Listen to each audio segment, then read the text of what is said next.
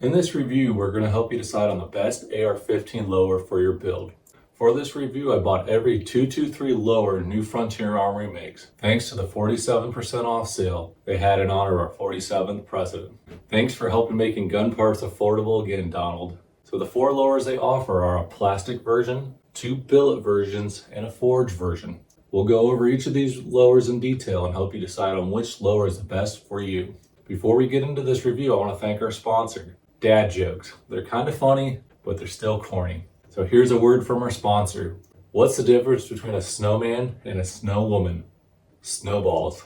First off, like and subscribe if you like dad jokes or AR-15 reviews. All right, let's get into this review. First off, we're going to look at the L4 polymer lower. This is the cheapest option they offer and also the lightest option they offer. It weighs in at an incredibly light 4.2 ounces. It is roughly half the weight of a standard AR-15 forged lower. It requires their polymer lower parts kit, which is also extremely cheap and extremely light. It weighs in at 4.5 ounces, which again is roughly half the weight of a standard AR-15 parts kit. If you wanted to build the lightest AR-15 possible, this would be the way to go. You could easily build a sub 4-pound gun with this option, and maybe even a 3-pound gun with this option. I have built a super lightweight AR-15 using a polymer lower and a polymer parts kit, and I've had great success with it. I've ran several thousand rounds through it and ran it in several running gun matches where you cover extreme distances on foot over very harsh terrain. I've had 0 issues with it. However, the fit and finish are not as good as a standard built lower or forged lower. The polymer does not fit as tight, and the threading on the buffer tube is a little tight compared to a standard aluminum lower. Like I said, it's a great option if you want the lightest weight rifle possible. If you're looking for a more hardcore rifle that is going to see duty use or heavy competition use, I'd recommend going with a billet or a forged option.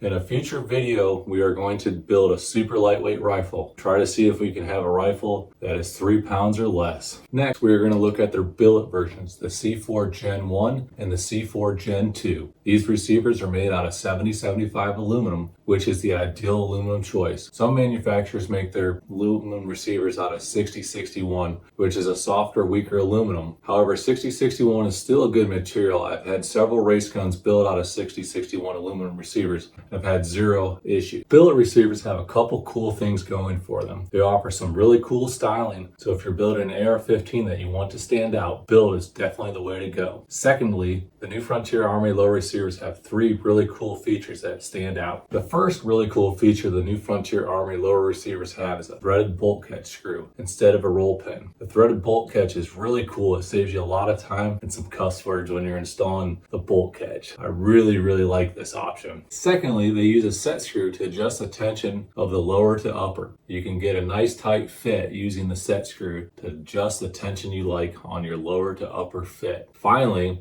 they have a set screw for the rear detent takedown. This makes installing the rear detent spring and butt stock simple and swear word free. The C4 Gen 1 billet receiver weighs in at 10.41 ounces, which is a little bit heavier than a standard forged lower receiver. The Gen 2 weighs in at 8 ounces, which is slightly lighter than a standard forged lower receiver. A standard forged lower receiver weighs in at roughly 8.6 ounces. If the billet receiver is cut up and carved up, they can be lighter than a forged lower receiver. However, the cost goes up as the machine time goes up. Billet receivers can be extremely expensive. It just depends on what you think looks cool and what the additional features you want in them. Additional features can be ambi parts, magwells, and much more. Billet receivers have lots of custom options and can be a really cool option. Moving on, we have the standard forged lower receiver. In general, forgings are the strongest option for a lower receiver. When aluminum is forged together, the molecules are moved closer together and they become stronger and more dense. If you're going to build a duty gun, a zombie gun, or a shit hits the fan gun where you're going to be beating zombies or riders across the head, I would suggest a forged lower receiver.